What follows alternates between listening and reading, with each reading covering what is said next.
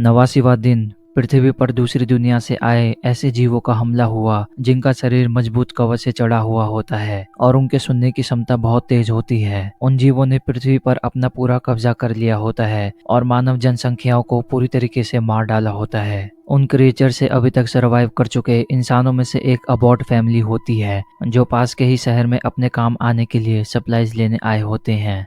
पूरी family sign language का इस्तेमाल करती है और अपने पैर पर कुछ नहीं पहनते हैं ताकि उन जीवों को उनकी आवाज़ सुनाई न दे। मदर एवलिन अपने बीमार बेटे मार्कस के लिए मेडिसिन ढूंढ रही होती है और उनकी एक बेटी रोजन भी होती है जिसे कुछ नहीं सुनाई देता है। रोजन अपने छोटे भाई बियू के पास जाती है और उससे साइन लैंग्वेज में बात करने लगती है। बियू जमीन पर एक स्पेस शटल की ड्राइंग बनाकर अपनी बहन से कहता है कि वो ऐसे ही यहाँ से बाहर निकलेंगे और रोजन को अच्छे से मालूम होता है कि यहाँ से बचना नामुमकिन है। कुछ देर बाद बियू एक खिलौनों को निकाल रहा होता है जो नीचे गिरने वाला होता है कि तभी रोजन वहां आकर उस खिलौनों को पकड़कर आवाज होने से रोकती है और फिर अपने भाई को वहां से ले जाती है। वहां फिर उनके डैड ली आ जाते हैं और वो अपने बेटे बियू को अपनी मॉम को लाने को भेजते हैं। रोजन अपने डैड का लाया हुआ सामान को देख उनसे इस बारे में पूछती है तो ली अपनी बेटी को बताता है कि ये सामान रेडियो के सिग्नल को बूस्ट करने के लिए है। फिर वहां एवलिन आ जाती है और वो ली को अंधेरे होने से पहले वहां से जाने को कहती है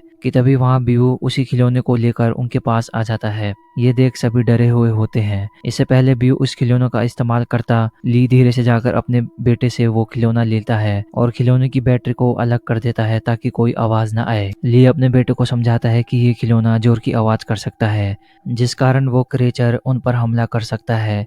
फिर वहां से सब जाने लगते हैं लेकिन अपने भाई बियो को उदास होता हुआ देख रोजन अपने भाई को वो टॉय दे देती है और इस बारे में शांत होने को बोलती है। पर इस बात से सभी अनजान होते हैं कि बियो ने उस टॉय की बैटरी को भी अपने साथ ले आता है। पूरा परिवार फिर अपने घर की ओर जाने लगता है और आने जाने वाले रास्तों पर इन्होंने मिट्टियों को बिछाया हुआ होता है ताकि पत्तों के क्रंच की आवाज उन क्रिएचरों को सुनाई न दे। ब्रिज क्रॉस करते वक्त ली को उस खिलौने की आवाज सुनाई दे रही होती है और वो पीछे मुड़ता है। ये देख रोजन को कुछ समझ नहीं आता है और उनकी मॉम एवलिन बिल्कुल घबराई हुई होती है। ली फिर भागते हुए अपने बेटे के पास जाता है ताकि वो खिलौने से निकली आवाज को उससे दूर कर सके। जहाँ वो जंगलों की ओर से एक क्रिएचर को देखता है जो उसके बेटे के पास आ रहा होता है, लेकिन इससे पहले वो अपने बेटे के पास पहुंचता वो क्रिएचर उसके बेटे को मार डालता है।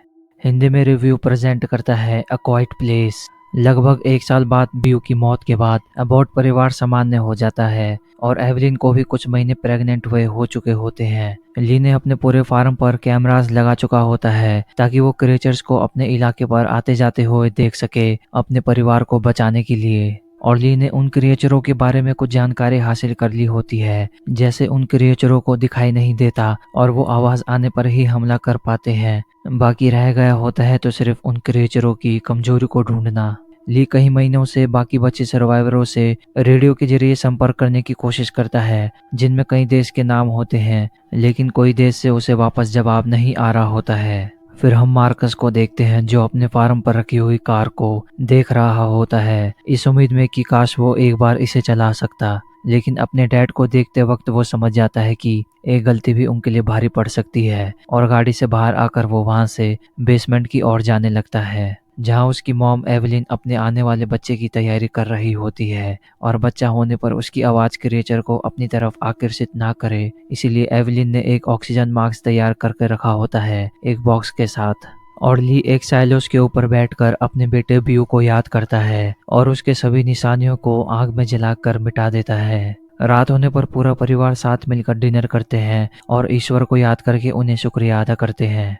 कुछ समय बाद रोजन और मार्कस दोनों साथ मिलकर खेल रहे होते हैं। खेल खेल में अचानक से उनके हाथ से वहां रखा हुआ लालटेन गिर जाता है जिससे वहां आग लगने लगती है और लालटेन के कांच टूटने की आवाज आती है। ली को ऊपर से किसी के आने की आवाज आती है तो वो अपने बच्चों को शांत रहने को बोलता है। अचानक ऊपर से उन्हें जोर की आवाज सुनाई देती है तो ली खिड़की से ऊपर की ओर देखने लगता है, लेकिन वो एक छोटा सा जानवर होता है।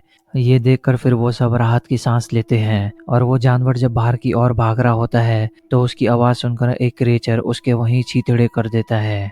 बेसमेंट पर ली अपनी बेटी रोजन के लिए हेयरिंग एड्स को बनाने की कोशिश कर रहा होता है ताकि वो अपने आप को बचा सके उन क्रिएचरों से। एवलिन फिर वहां आकर ली से बात करने लगती है और कुछ देर दोनों साथ मिलकर डांस करने लगते हैं। अगले दिन फिर रोजन अपने डैड के वर्किंग बेसमेंट की ओर जाने की कोशिश करने लगती है कि तभी वहाँ उसके डैड आकर अपनी बेटी को रोक लेते हैं। रोजन अपने डैड से कहती है कि वो अब बच्ची नहीं है और वो आवाज़ नहीं निकालेगी, लेकिन ली अपनी बेटी को वहाँ जाने से मना कर रहा होता है क्योंकि बेसमेंट में रखे रेडियो से छेड़छाड़ हुई तो उनकी निकली फ्रीक्वेंसी उसके लिए मुसीबत खड़ी कर सकती है। ली अपनी बेटी को बताता है कि उसने एक छोटे से एम्पलीफायर स्टेरियो में से निकालकर हियरिंग एड्स में लगाया है और इससे फ्रीक्वेंसी बढ़ेगी तो वो क्रिएचर इतनी फ्रीक्वेंसी सहन नहीं कर पाएंगे और वो बच सकती है। रोजन अपने डैड से कहती है कि उन्होंने जितने भी बनाए हैं वह अभी तक काम नहीं करे हैं, लेकिन ली अपनी बेटी को बोलता है कि वो ये तब तक कोशिश करेंगे जब तक ये पूरी तरीके से बन नहीं जाता, और अपनी बेटी को वो हियरिंग एड देकर वहाँ से चला जाता है। एवेलिन अपने बेटे मार्कस को पढ़ा रही होती है कि तभी वहाँ उसके डैड ली आकर मार्कस को अपने साथ फिशिंग चलने को बुलाते हैं। मार्कस डरा हुआ होता है और अपनी मॉम से कहता है कि वो नहीं जाना चाहता है। एवेलिन अपने बेटे को समझाती है कि उसके डैड उसे अपना ख्याल रखना सिखा रहे हैं ताकि वो अपना और अपनी मॉम का ख्याल रख सके उनके बूढ़े होने पर। लेकिन मार्कस बिल्कुल डरा हुआ होता है और अपने डैड से कहता है कि वो नहीं जाना चाहता कि तभी रोजन अपने डैड को बोलती है कि वो उनके साथ चलेगी। रोजन के नहीं सुनने की वजह से उसके डैड उसे साथ आने से मना कर देते हैं और अपने बेटे मार्कस को साथ ले जाते हैं। उदास रोजन अपने कमरे में आकर अपने डैड का दिया हुआ हियरिंग एड्स चेक करती है। रोजन खुश होती है कि ये वाला हियरिंग पहले वाले से बेहतर काम कर रहा होता है।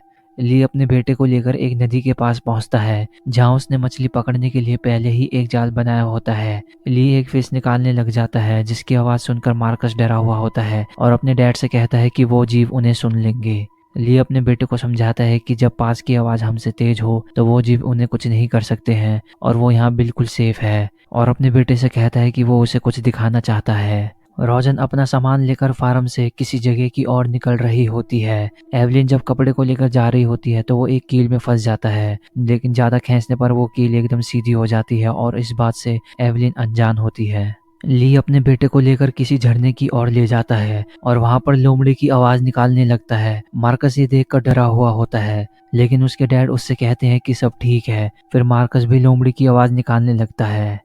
वहीं एवलिन अपने गुजरे हुए बेटे बियू को याद करके उसके रूम की ओर जा रही होती है। मार्कस अपने डैड से पूछता है कि उन्होंने रोजन को आने क्यों नहीं दिया और क्या रोजन अपने आप को ब्लेम करती है बियू की मौत को लेकर। वहीं हम रोजन को देखते हैं जो ब्रिज के उसी जगह आई होती है जहां उसने अपने भाई बियू को खो दिया था, और रोजन ने उस खिलौने को भी बना दिया होता है ताकि उससे आवाज ना आए।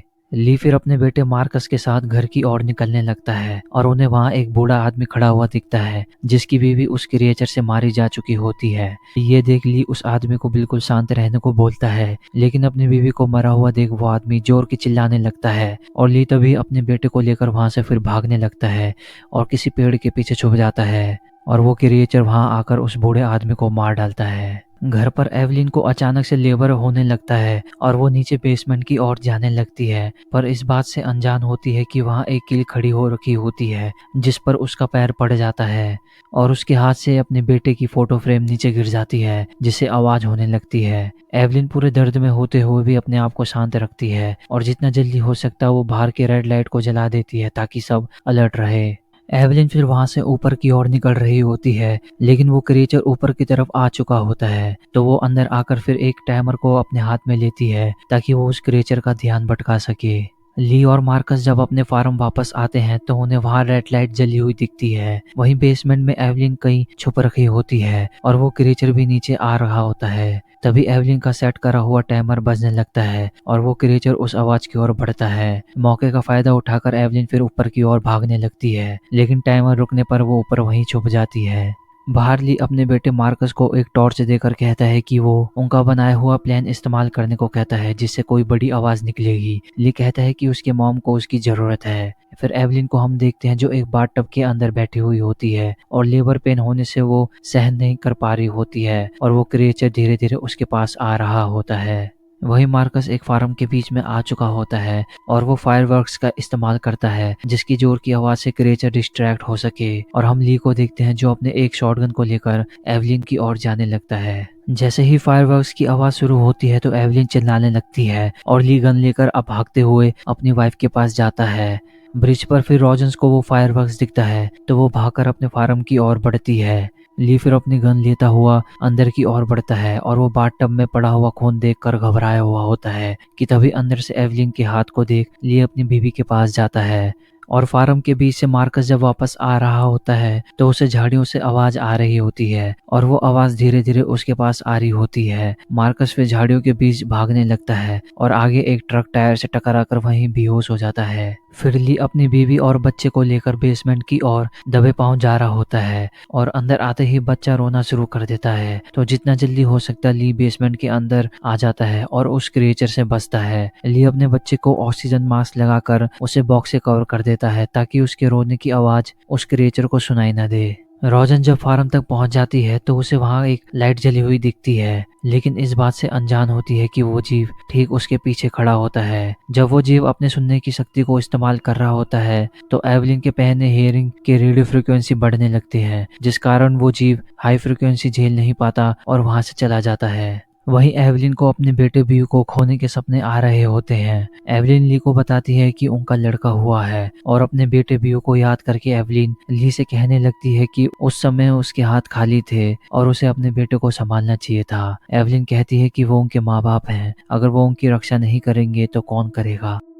रोजन जब उस लाइट के पास जाती है तो उसे वहां एक टॉर्च मिलती है कि तभी उसका भाई मार्कस वहां उसे मिलता है जो बिल्कुल डरा हुआ होता है। फिर ली बेसमेंट से बाहर निकलकर चुपके से अपने बच्चों को ढूंढने जा रहा होता है, लेकिन इस बात से अनजान होता है कि उस क्रिएचर ने उनके एक वाटर पाइप को ब्रेक कर चुका होता है, जिसका सारा पानी बेसमेंट की ओर जा रहा होता है। मार्कस और उसकी बहन रोजन ने सिलोस के ऊपर बैठकर आग जला रखा होता है ताकि उनके डैड को पता चले कि वो यहाँ पर फंसे हुए हैं, लेकिन वो आग ज्यादा टिक नहीं पाती है, जिस कारण ली अपने बच्चों को भी कैमरे पर देख नहीं पा रहा होता है। मार्कस अपनी बहन को चिंता रहने से मना करता है और बताता है कि वो उनके डैड उन्हें जल्दी ढूंढने आएंगे। वहीं बेसमेंट के पानी भरने से एवलिन उठ जाती है और वो देखती है कि कैसे पूरा बेसमेंट पानी से भर चुका होता है कि तभी एवलिन को वहां वो क्रिएचर दिखता है जो इस पानी की आवाज सुनकर वहां आ चुका होता है। एवलिन अपने बच्चे के पास जाती है क्योंकि उसने मास्क नहीं लगा रखा होता है, तो वो क्रिएचर उसके बच्चे की आवाज सुनकर धीरे धीरे उसके पास आ रहा होता है।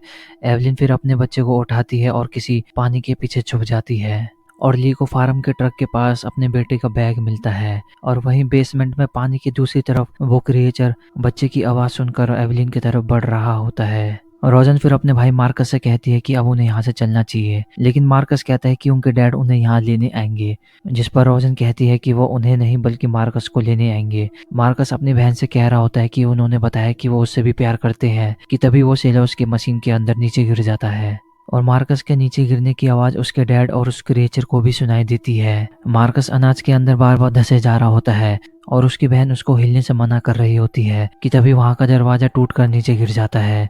रोजन नीचे आकर उस दरवाजे से अपने भाई मार्कस की मदद करती है और बाहर ली ट्रक के ऊपर से देखता है कि वो क्रिएचर धीरे धीरे उनके बच्चों की तरफ बढ़ रहा होता है, तो ली वहां से भागते हुए अपने बच्चों की तरफ जा रहा होता है। वहीं मार्कस नोटिस करता है कि कैसे दरवाजे के हिलने से उसकी आवाज से वहां क्रिएचर आ जाता है। इससे पहले वो उन दोनों पर हमला करता, वो दोनों उस दरवाजे से अपने आप को कवर करते हैं और रोजन के पहने हुए हेयरिंग से निकली फ्रिक्वेंसी के कारण वो क्रिएचर सहन नहीं कर पा रहा होता है, जिस कारण वो वहां से फिर चला जाता है। ली फिर वहां पर पहुंच जाता है जहां उसे अपने बच्चे सही सलामत मिलते हैं। वहीं एवलिन बेसमेंट के कैमरा से अपने बच्चों को देख रही होती है, लेकिन वो क्रिएचर अभी भी फार्म में होता है जिसकी आवाज ली को सुनाई दे रही होती है और वो अपने बच्चों को ट्रक के अंदर जाने को कहता है। ली फिर वहां से एक एक्स को उठा लेता है कि तभी वो नोटिस करता है कि वो क्रिएचर ठीक उसके ऊपर होता है, लेकिन ली के हमला करने से पहले वो क्रिएचर उस पर हमला कर देता है।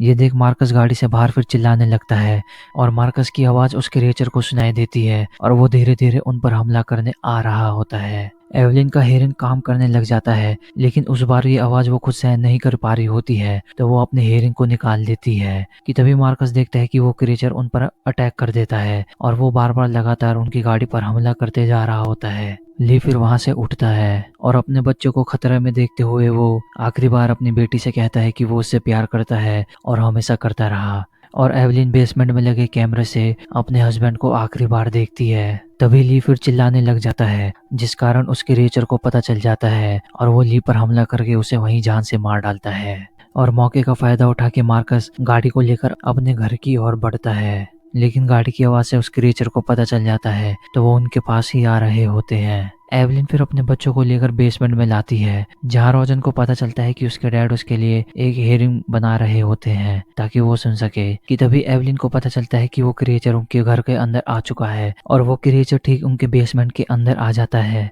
एवलिन फिर अपनी शॉटगन लेकर सीधा उस क्रिएचर के मुंह पर तानी खड़ी होती है। कि तभी एवलिन को पता चलता है कि रेडियो के सिग्नल की वजह से उस क्रिएचर को आवाज सुनाई दी, जिस कारण वो नीचे आया। तो वो क्रिएचर उस टीवी को भी तोड़ देता है और वो धीरे धीरे एवलिन की ओर बढ़ रहा होता है। कि तभी रोजन अपने डैड के बनाए हुए बोर्ड पर देखती है कि आखिर उस क्रिएचर की वीकनेस क्या है, और जहाँ तक रोजन को इस बारे में मालूम होता है तो वो अपने हेयरिंग की फ्रीक्वेंसी को बढ़ा देती है, जिस कारण वो क्रिएचर सहन नहीं कर पा रहा होता है। रोजन के लिए भी वो आवाज सुनना मुश्किल हो रहा होता है। कि तभी वो वहाँ एक माइक नोटिस करती है और अपना हेयरिंग सीधा उस माइक पर लगाती है, जिस कारण वो क्रिएचर इतना ओवर हाई फ्रिक्वेंसी को झेल नहीं पा रहा होता है और वो उसका मुंह बार बार फट रहा होता है। उस क्रिएचर के नीचे गिरते ही रोजर अपना हेयरिंग हटा देती है। तभी अचानक वो क्रिएचर उठकर उन पर हमला करने लगता है, तो एवलिन अपने शॉटगन से उस क्रिएचर का सर उड़ा देती है। एवलिन को फिर कुछ आवाज आ रही होती है, तो वो कैमरे पे देखती है कि 2 और क्रिएचर उनके पास आ रहे होते हैं। ये देख रोजन वॉल्यूम फुल कर देती है और उनके आने का वेट करती है, और एवलिन भी अपने शॉटगन को रिलोड करती है। और ये पिक्चर दोस्तों यहीं खत्म हो जाती है।